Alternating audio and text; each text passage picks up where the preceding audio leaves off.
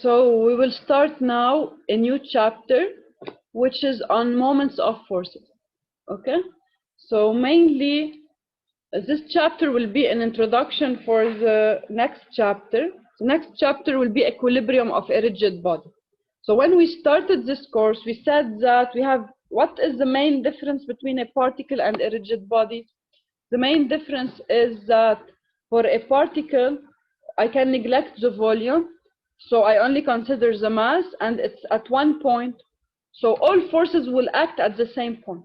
Because all forces act at one point, I don't have to write sum of moment equals 0, because already sum of moment will be 0, okay? On the other hand, if I have a rigid body and the volume cannot be neglected, I should, in order to ensure equilibrium, I have a second condition that sum of moments of my forces should be equal to 0. This is why in this chapter we will introduce how to calculate moments of forces, and in next chapter we will see the equilibrium conditions for a rigid body, which are sum of forces equals 0 and sum of moments equals 0. Okay, so now we will start with the definition of the moment of a force. So as you can see in this figure, I am trying to, let's say, rotate my wheel. So I am doing a force perpendicular to this arm. So the moment produced will be equal to the magnitude of this force times the distance from the force to the center point. So it's F times D in magnitude. And in direction, it is in the clockwise direction. And if I use the right hand rule, if I put my 4 fingers along F and my hand facing this point, I will obtain that I have rotation in the clockwise direction. So the moment of a force about a point or axis provides a measure of the tendency of the force to cause the body to rotate about the point or axis. So the moment will tend to cause rotation. Now, this force tends to cause the knot to turn around Z axis. So here, when I apply this force, I have rotation around Z. We can note here that the moment axis Z is perpendicular to both the force and the moment arm D. So always, when you have a force acting on a certain arm, then if you want the direction of rotation, the axis of rotation will be perpendicular to both the force and the arm. Okay? Now, let us see some rules about the moment of a force. If a force has a line of action that passes through a point, then it cannot produce a moment about this point. So for example here, if you consider, let's say, the following force Fy. If Fy is on y-axis, it's passing by the origin, it cannot produce a moment about O. So the moment of F about O is 0.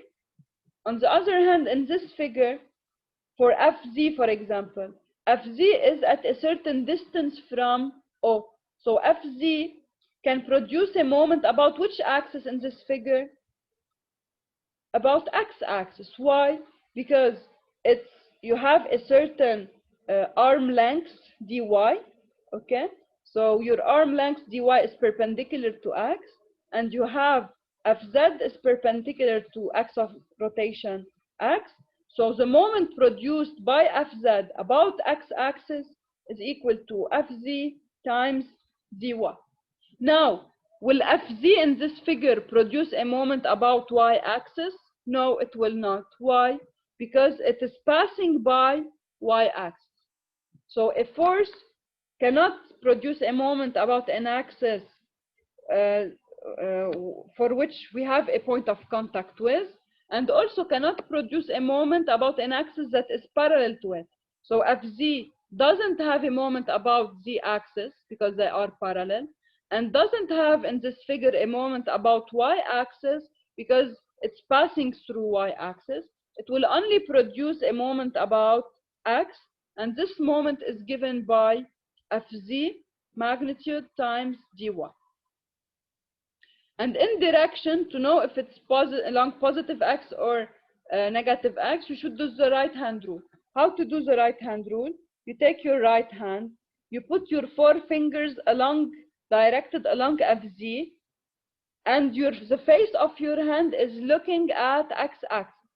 Now, if you do the rotation of your hand, from your hand rotation, you have your first finger will point out in the positive x direction. This is why you will say that my moment along x is positive. As you can see here in the figure, you will turn your hand like this, okay, and your thumb will point along positive x. Now, in the figure here, we have the force Fx. The force Fx cannot produce a moment about x because it's parallel to x. And here it cannot produce a moment about y because it's passing through y-axis. It will only produce a moment about z. And the magnitude of this moment will be equal to Fx times dy. And in direction, if you use the right-hand rule, okay, your thumb will point upward. This is why you have a moment in the upward z direction. And this arrow will show you how your right hand will rotate. Your right hand will rotate in this direction, and your thumb will point upward. Okay? Doctor, can you go back to the previous slide?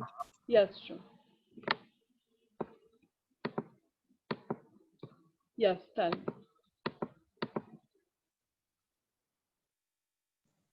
يعني هون البنش ما في مومنت على الأكسس. Yes, of course. You don't have a moment about x here because f is passing by x. You don't have a moment about y because f is parallel to y. You only produce a moment about z, and this moment is equal to f times d in the clockwise direction. How is it parallel to y? How what? كيف it's parallel to y? Yes, it's parallel to y. This is your force. Look, this is the y-axis. This is your y-axis. خلاص ضيعت أنا ضيعت. Okay, and this is the line of action of your force, so they are parallel. Okay?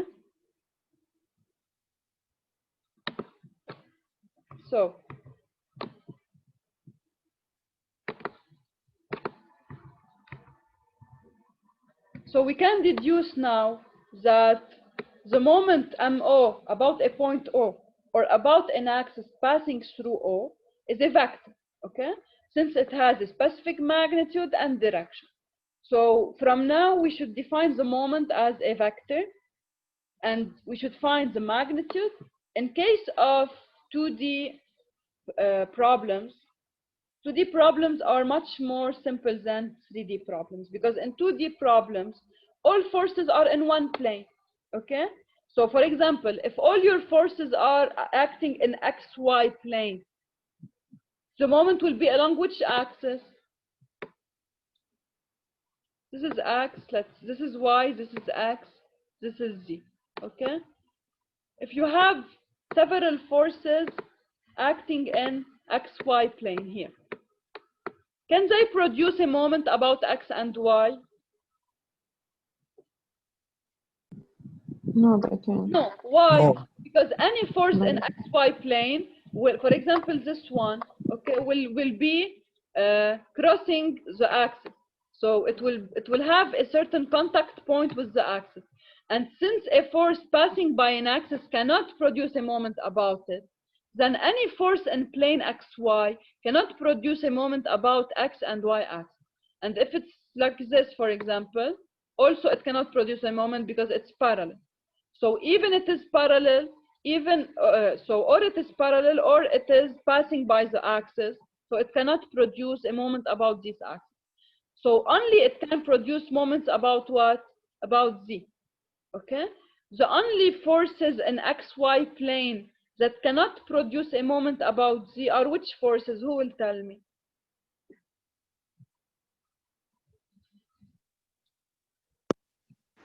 Wait. No, the force is passing by the origin. Because if you have a force passing by the origin, then it will have a contact point with Z, so it cannot produce a moment about Z. all other forces in xy will produce a moment about z. Okay, because they will have a certain distance towards the axis and they can produce a moment. Okay, only the forces passing by the origin cannot produce moment about z because they pass by z.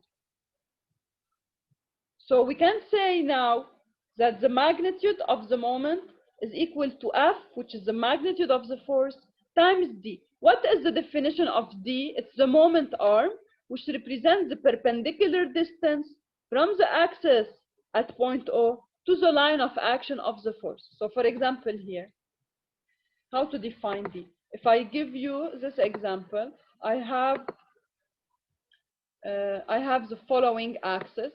Okay, this is one axis, and I have my force here. Or if you want to be simpler, if I consider plane xy, okay, and my force is an xy plane, let's say it's like this. This is my force, and I want to find its moment about z axis. Okay, so all I have to do, because z is passing by O, I will take the perpendicular from O to the line of action of the force. This will be d. Okay, so this is d. And my z-axis is perpendicular to the board passing by O. So d is defined as the perpendicular distance from the axis passing by point O to the line of action of the force. This is the line of action of the force. Okay, this is point O, and I draw the perpendicular here, I get the moment on. So this is O here, and this is a perpendicular distance. So if I know the magnitude of my force here, F, this is F, I can say that the moment about O, and here what I mean by O, I mean z-axis, okay? But when you have 2D problems, because it's clear that all forces are in xy, so it's clear that the moment will be along z. This is why in 2D they just put moment about a point. They put moment about O, and what they mean by this moment about O as a point of axis z. Okay. Now, if in this figure, how will be the direction of my moment? How will be my rotation? Look, if you do the right hand rule, your hand will rotate in this direction. It will rotate in the clockwise direction, and your thumb will be directed inward. Okay? This means that your moment is along negative k. So in this problem, if I want to write the moment as a vector, I will write moment O vector is equal to minus fd times k. Why minus? Because my moment vector is along negative z. Okay? Because when I do the right hand rule, my thumb will act inward. Any question?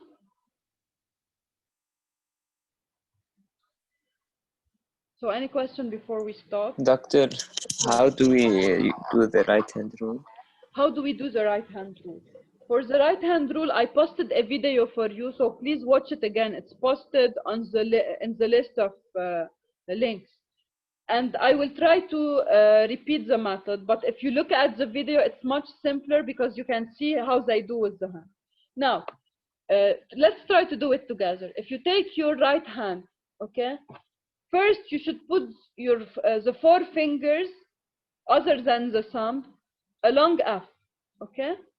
And the face of your hand should look at O, and it should be towards looking at point O.